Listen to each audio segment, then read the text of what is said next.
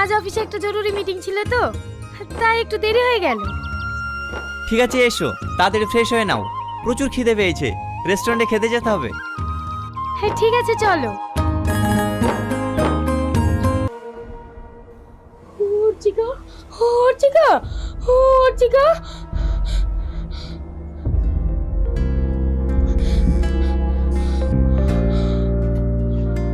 আমাকে ছাড়ো। লাগাও, আরো ভালো করে লাগাও। আমাকে কেউ বিল লেগে দেখতে আসলে রূপের পাহাড় বেরিয়ে যায়। এতে কি বলছি বোন, আমি তো সাজিয়েই নি।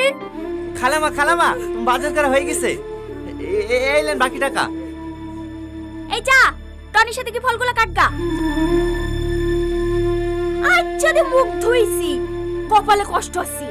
আয় দেন না, আপনি এ বাড়ির বড় মেয়ে হওয়ার পরেও আপনার উপরে যেভাবে অত্যাচার করে, ভালো একটা ছেলেকে বিয়ে করে এ বাড়ি থেকে চলে যান।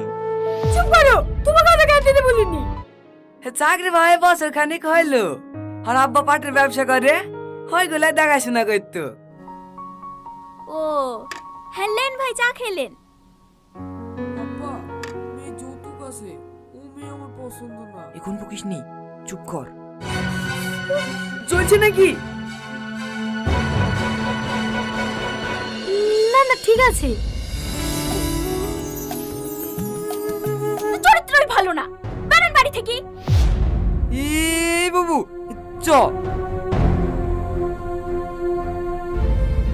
বিশ্বাস করেন মা, আমার কোনো দোষ নাই, আমি শুধু চাবিটা দিতে গেছিল।